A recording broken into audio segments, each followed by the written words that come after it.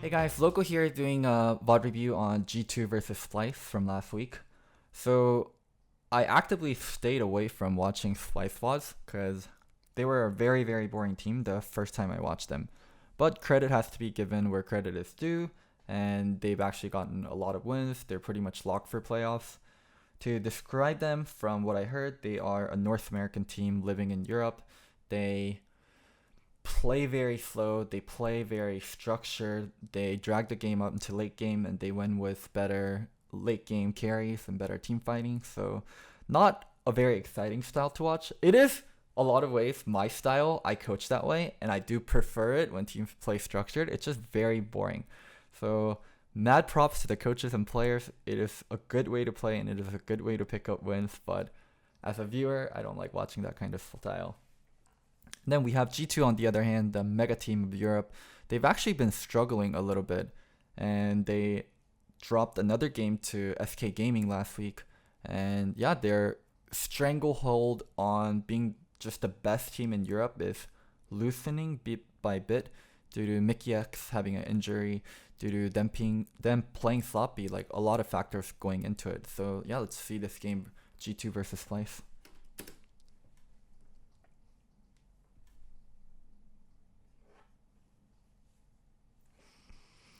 So Splyce leading with Jace ban, not surprising at all.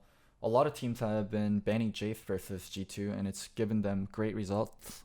G2 is a team that's very good at Jace, able to play it in three lanes, mid jungle or mid AD carry and top lane, and succeed with Jace on any of the lanes. So it's a really great ban versus them because it takes away one of their most flexible and strong picks that they take early. So Karthus, almost 100% going to be a jungle for G2. They love picking up Karthus due to Karthus giving them a lot of 1-3-1 potential and split push potential due to Karthus ult providing a lot of pressure, and that's exactly how G2 likes to play. Splyce following up with Jarvan and Thresh. Jarvan is a very North American pick, a pick that can be built very tanky, gives you engage, gives you great team fight.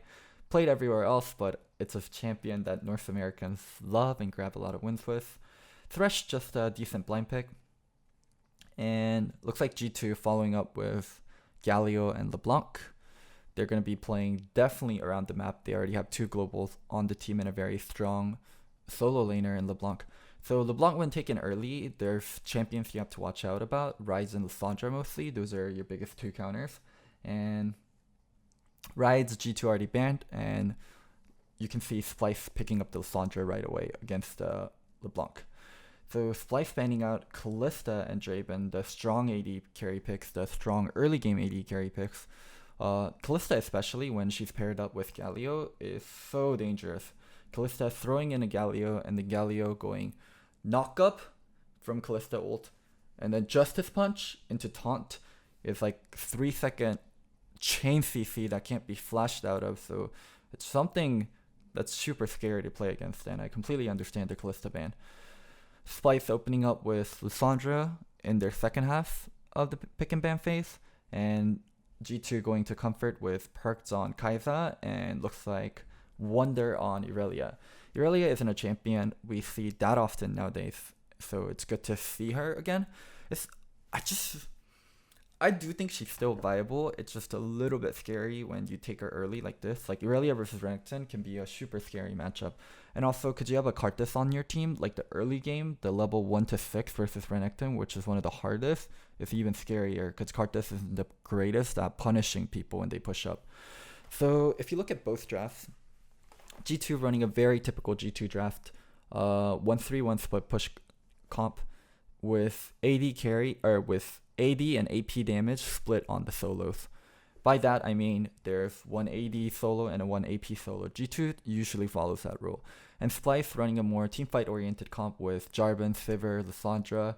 Thresh and Renekton give this comp a little bit of variability, and they can do more things because they have Thresh and Renekton. They can play with the pressure a little bit, and those are where they'll be able to draw pressure. But in terms of the meat and bread of the comp, it's a team fight comp based around Sivir, Lissandra, and Jarvan. I don't think they could play this to split push that heavily, especially versus a Karthus, LeBlanc, and Irelia. and a Galio. So mostly Splyce is going to be focused on team fighting.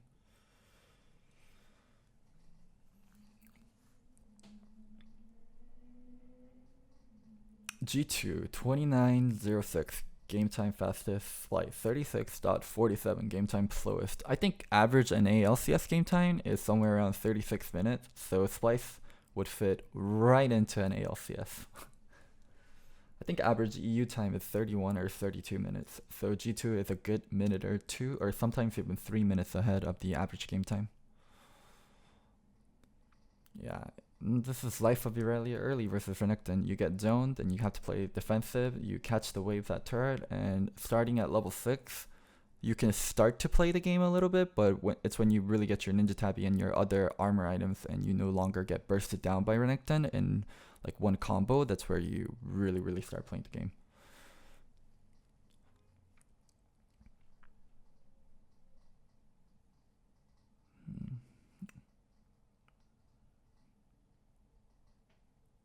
So one thing that I mentioned this a lot, but Zankos on Karthus is not I would say an easy champion to play, and he requires a lot of thought and a lot of decision making earlier on, because you have to power farm, and in terms of power farming, it's not always the easiest. You have to play around the lanes you have. You have to make sure you're dodging the enemy jungler earlier on. If you do meet the enemy jungler, you have to make sure it's on your conditions and never a situation where they're pushing up into your jungle with their solo laner. So Karthus requires more skill than people give him for, where I know a lot of people are just like, well, Karthus is just a farm champion. In so many ways, yes, he is a farm champion, but there's a lot of skills that get involved.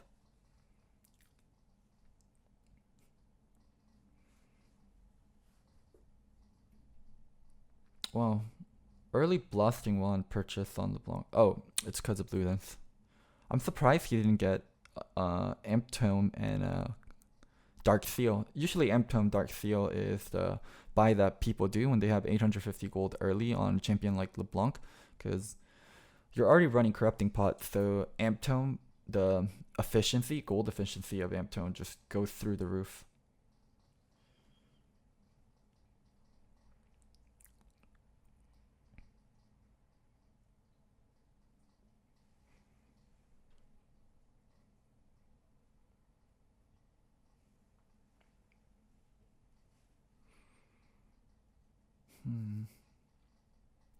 Early game, we don't have to expect much from G2.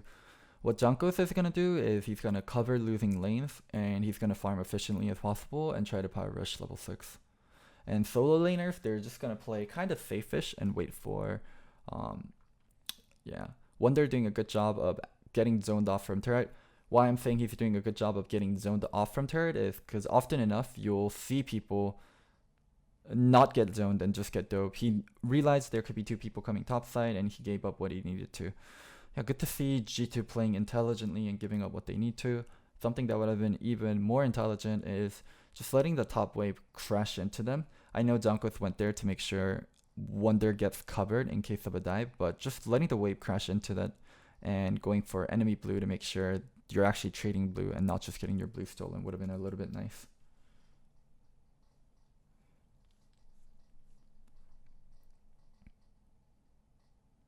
Wonder got his wave crashed into enemy turret. Now he's taking it back, but Vizicsacsi doing a good job of freezing it, making sure Wonder's wave builds towards him. Now Wonder kind of forced to stay because Vizicsacsi froze the wave, and now it's pushing back to Vizicsacsi.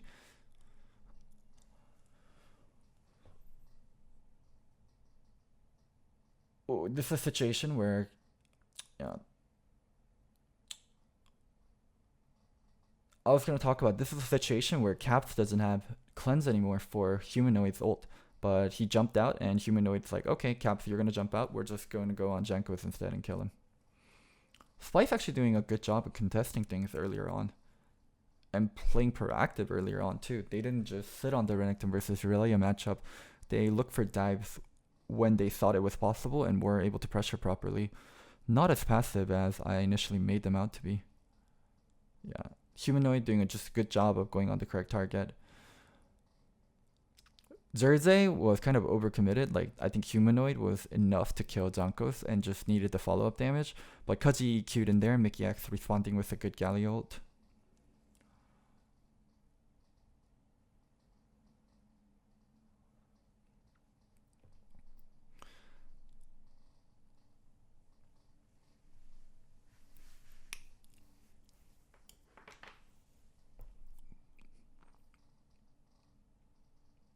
Now, we do need to see G2 kind of push their lead a little bit. They don't want things to scale just outright.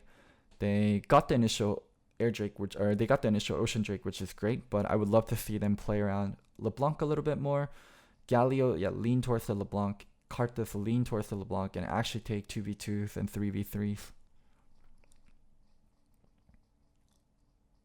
They could do it on top side too. Lean towards Irelia, because you can see Galio and Kai'Sa are able to build priority.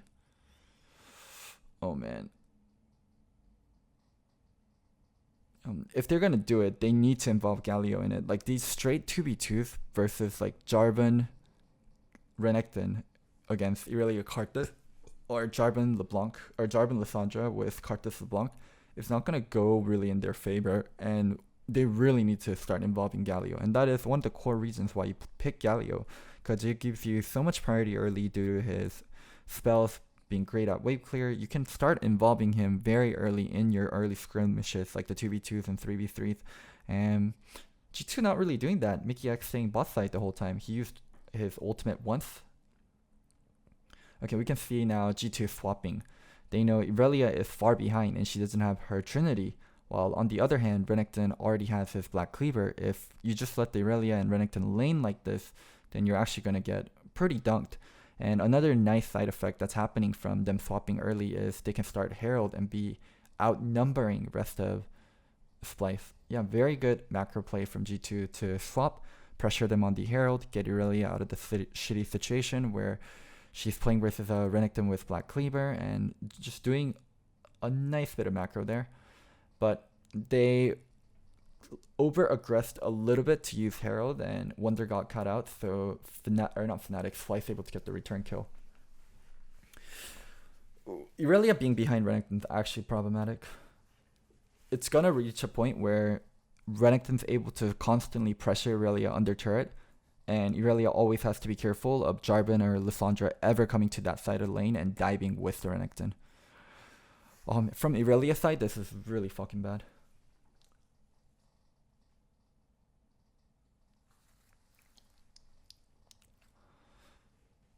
One thing that G2 is doing so much better is being faster about lane allocation, especially with their bot lane. So they're able to just get free hits on turret so many times. And they're holding on to this game not through better individual play, but also good macro. That's something that goes really underrated about G2 a lot, is how they aren't just a dumb team that has mechanics. They can play intelligent if they choose to. And they don't try to over-aggress for things they don't need to be over-aggressing for. Splyce picking up that Inferno Drake it's not game-breaking, it's just nice because their win condition is team fighting, and everyone on their team, other than the Thresh, really benefits from the additional AP and the AD. Maybe not so much Jarvan because he's going full tank also, but still very nice to have. It's going to scale nicely for them going into mid and late game. Picking up the second Inferno would be backbreaking too. Noticing that Mickey X doesn't have flash, and Zerze going aggressive, getting that kill. Something you have to watch out for Galio. Without flash, even though you feel safe because you kind of have an escape with your Justice Charge, like often enough you can get your Justice Charge blocked, and yeah, shit like this happens where Galio just aggressive on you and he gets the dunk.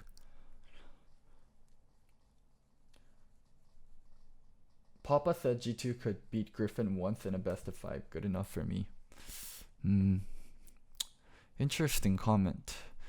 G2's been on a little bit of a downswing with their recent loss to SK, Mickey X having injuries and them using Promise Q instead. So I do think G2 of maybe a week or two, you could confidently say they have a good shot versus Griffin, or maybe even take a game versus Griffin. But G2 is definitely slowing down a little, and it's going to be important to see where they actually end up.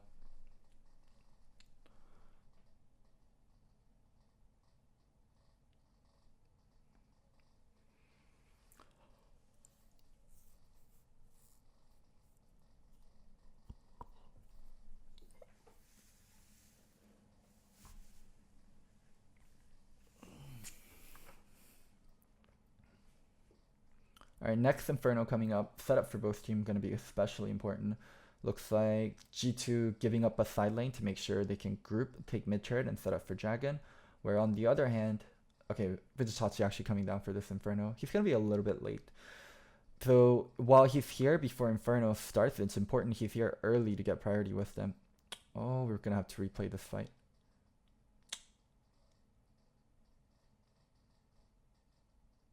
Oh, perked. Oh, perked. Oh, perked are scary. Damn, North Garen did a good job to make sure he can get out there. Oh, mama, that was scary. Alright. Hopefully, the broadcast team replays that fight and I don't have to manually rewind. You broadcast team? Nope, you're not going to replay the fight. Okay. Alright, let's slow it down a little. So you can see both teams are contesting for mid wave. Let's open up Epic Pen actually.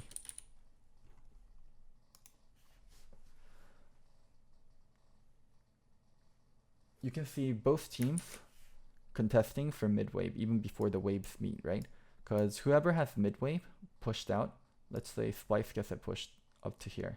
They can be the first ones taking river and force G2 to take this long way around and kind of control this choke too.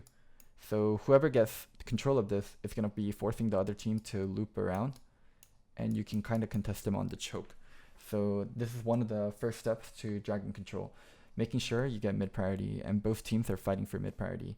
And that's why you see North Garen going for the hook here, walking up. That's why you see Humanoid looking for this knife flank angle, Zerze looking for this knife flank angle, Vizicsacsi coming in. All this is done to make sure they can get priority of mid or they can get a fight if G2 contests them for priority of mid.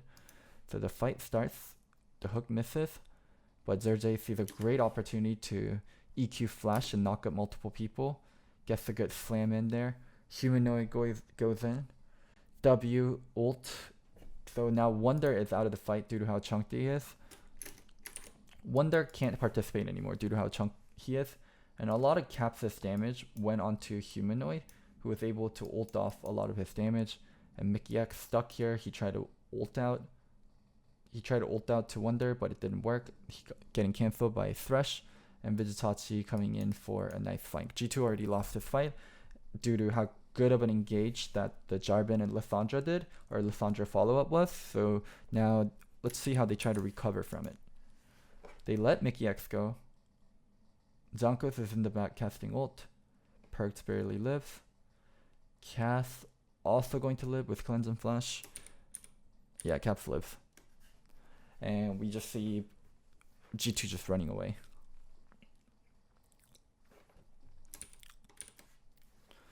Vizicsacsi, very deep chase for Perks there, but North Garen got us back on the way out. Oh man, so close to dying there. Perks went for the kill, but getting his E up in time and able to get out.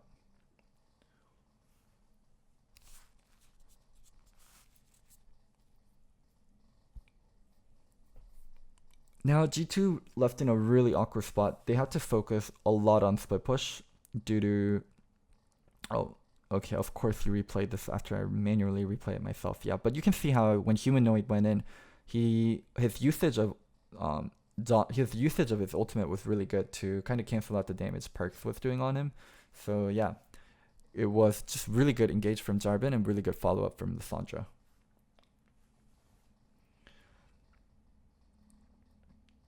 So, oh man, small skirmish going down.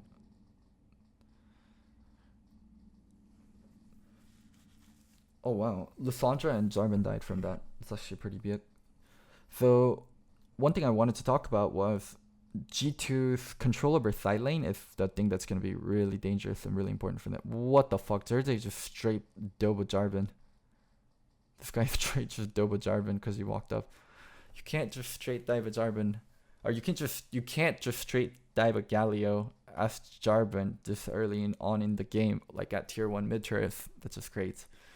So one thing I do want to talk about that's going to be hurting G2 a lot is the Renekton's advantage over Irelia or any other solo laner or split pusher that he's going to go versus. He's still gonna beat anyone, and he's gonna be able to buy priority even with Karthus ult backing up whoever's in the side lane for G2. So it's something that G2 has to constantly watch out for. The fact that Splyce is going to be able to buy pressure with Renekton, and how they deal with it is going to be important. So Caps was actually able to get the kill there. I think that came from a lot of outplaying Vizicsacsi, and also Vizicsacsi chasing into Caps and also being kind of scared of Karthus and also playing overly aggressive for Baron. Once he gets back on the map, I don't think he should have this problem against Monk.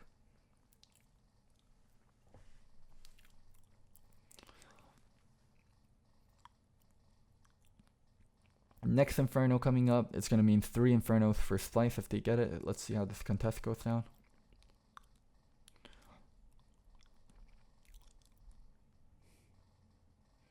Oh wow, Humanoid. Holy shit, Humanoid. What the fuck? They ignored Dragon completely, and they just went in on everyone else that was kind of contesting them. Humanoid did a great job of flash ulting Caps, flash rooting and then ulting Caps, like forcing him to die immediately as LeBlanc. And yeah, they were able to ignore Dragon completely and get the Baron. Holy shit, Splyce are actually pretty damn good. I love the decisiveness here. Contesting.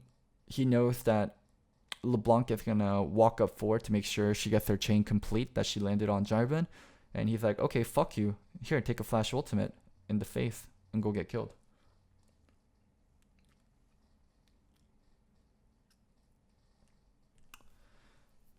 Very nice plays from Splyce. Not just like going yellow belly versus G2 and just being aggressive where they need to be and pressuring their lead. Really nice to see. Damn. I've been missing out. Splyce is actually pretty decent.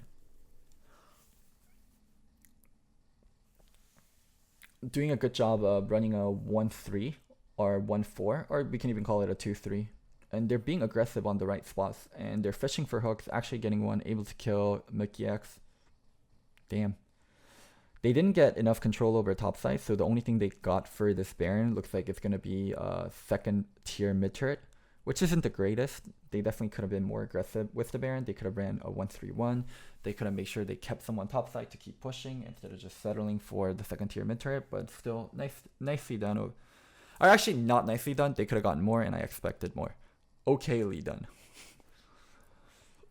Vizicsacsi by himself off to the side. Gonna mean he's gonna die, so he wants to buy as much time as possible, and G2 doing a good job of pressuring, actually getting something out of it, but looks like they committed too much. Committing 5 people bot side means Splyce able to reply with an inhibitor turret. Okay, Splyce got a little bit more out of Baron. Still not the greatest. It was about a 2.2k Baron power play for 2 turrets. That is definitely on the below average of things. And G2 replying with the bottom turret after they killed the Renekton. Wonder stay bot pushed down all the way. Something that's still problematic that has not changed is the item difference between Wonder and Vizicsacsi. Vizicsacsi is sitting on 3 items. But now one thing that's going to be good is as Vizicsacsi is getting 4th item, 5th item, there aren't that many efficient bruiser items to get, and he's going to start tapering off a bit, and Irelia is going to be catching up.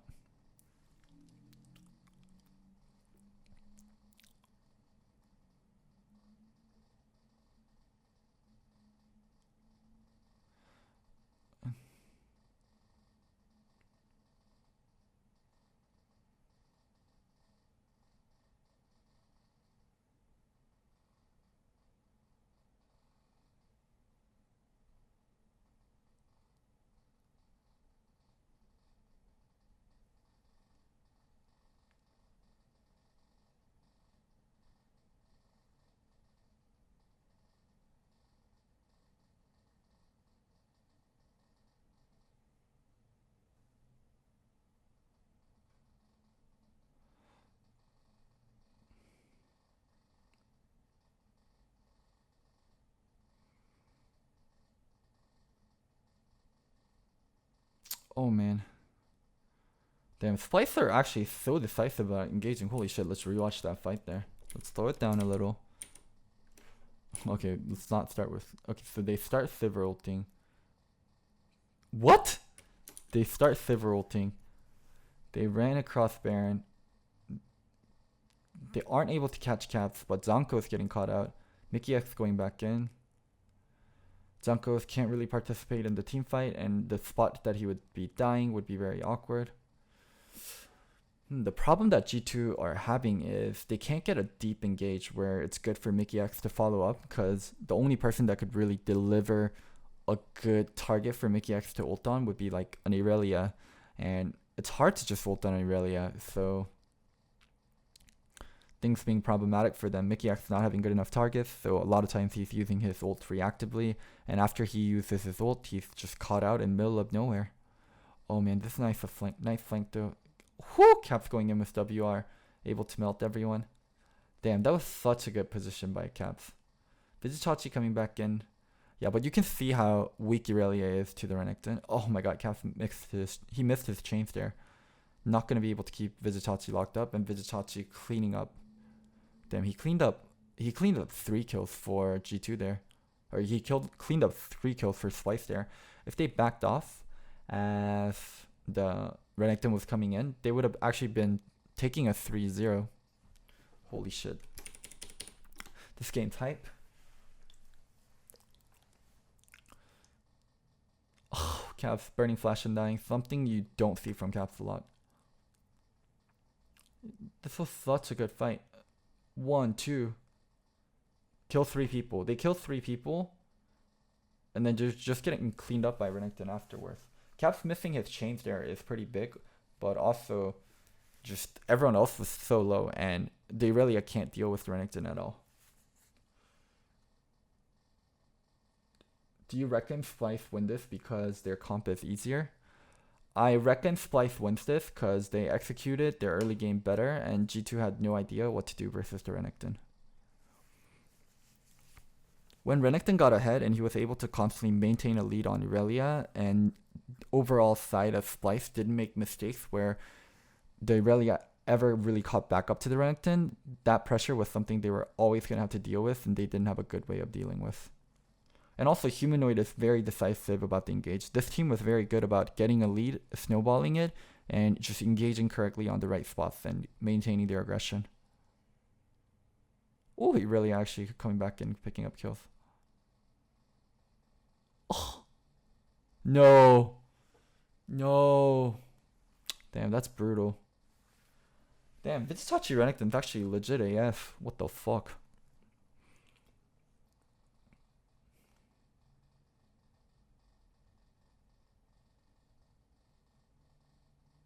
What the fuck, Vizicsacsi? Jesus, what a monster.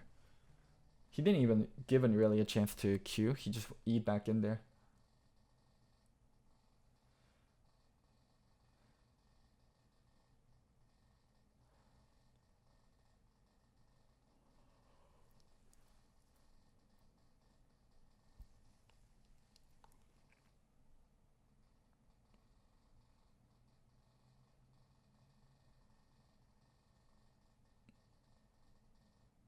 Oh my god, that Renekton with fucking Elder Dragon. Elder Dragon, double Inferno that got Elder Dragon. On a level 18 Renekton. Damn, that's yikes.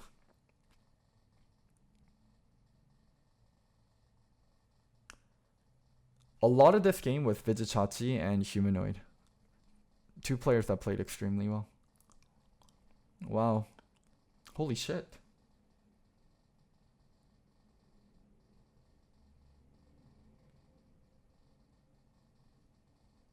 Holy fucking shit. Is Loco blind on something? Renekton didn't do much. It was mostly Sivir. I mean, it was Sivir in team fights, but Renekton snowballing his lead, and the amount of pressure he provided in team fights was just really good. Yes, Sivir's gonna do tons of damage in team fight, I understand, but this Renekton play and how smart he was about maintaining his lead and never dunking it and always being a pressure point for Splyce was a huge reason why they won.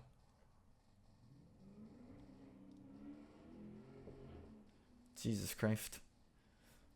Oh man. Okay, I'll watch Splyce bots from now on. Splyce, I apologize. You guys were a good team after all.